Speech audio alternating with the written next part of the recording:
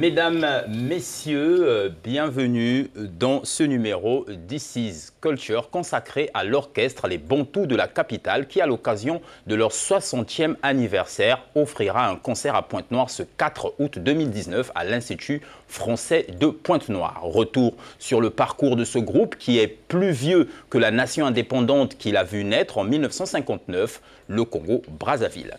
Il fut un temps où le Congo-Brazzaville était directement associé aux Bantous de la capitale sur le plan musical, comme les Kassav l'étaient pour les Antilles. C'était il y a 60 ans, à l'époque où la Société congolaise du disque assurait la production de disques vinyles de tous les orchestres congolais et quelques-uns de l'Afrique centrale. L'aventure commence donc en août 1959, tout juste un an avant l'indépendance du Congo-Brazzaville. Ils ne sont que 6 au départ, auteurs-compositeurs venus du Zaïre, actuel RDC, où ils évoluaient dans le groupe tout-puissant OK Jazz. Nino Malapé, Jean-Serge Essou, Célestin Kouka, Saturnin Pondi, Pamelo Mouka, de grands noms qui vont faire connaître hors les frontières les couleurs de la rumba congolaise.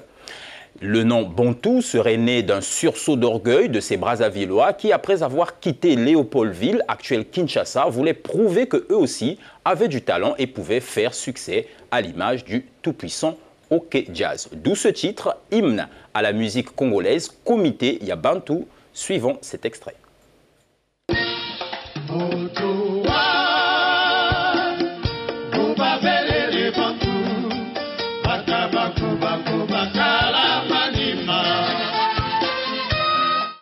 D'autres sources, par contre, indiquent que ce nom tient son origine du groupe Bantu Sextet qui, à cette époque, joue dans les quartiers européens du centre-ville de cette république.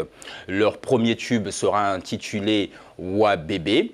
Ensuite, Una Noche, Luisa, Nazongana Motema et Kiere Mei. Très vite, le groupe connaît un succès et commence à conquérir d'autres espaces. D'abord l'Afrique de l'Ouest en 1960, en Côte d'Ivoire, le Sénégal, la Gambie, le Libéria, avant de s'envoler pour Cuba et participer à de nombreux festivals comme le Festival mondial des arts nègres à Dakar et le Festival panafricain d'Alger. S'en suivra une période de passage à vide suite à plusieurs départs.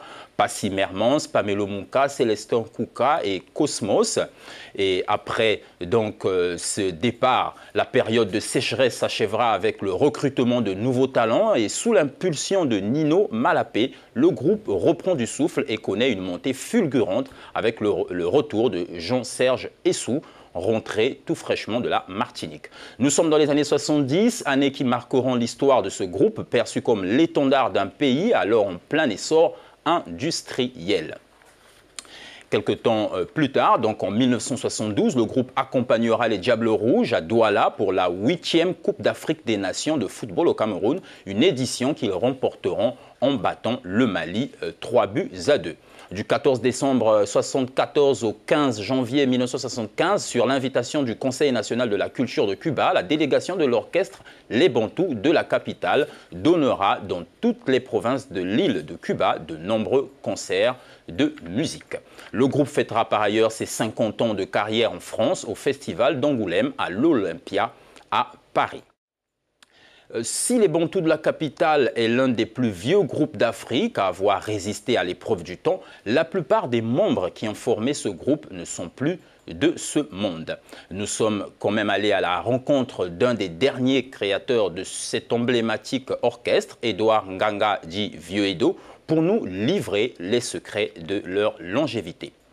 Bonjour Monsieur Edouard Nganga et merci de nous rejoindre. Les Bantous de la capitale, 60 ans après, quel bilan?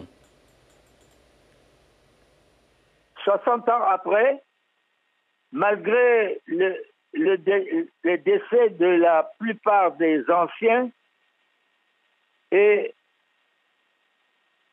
après ayant recruté des talents nouveaux, le bilan aujourd'hui est satisfaisant.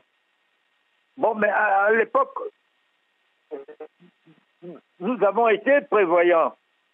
Dès que nous avons fondé l'orchestre le 15 août 1959, afin de maintenir le rythme et la cadence, parce qu'on ne sait jamais, c'est-à-dire que nous nous sommes dit, s'il nous arrivait quelque chose, qu'est-ce qu'on peut faire? Donc, il faut recruter.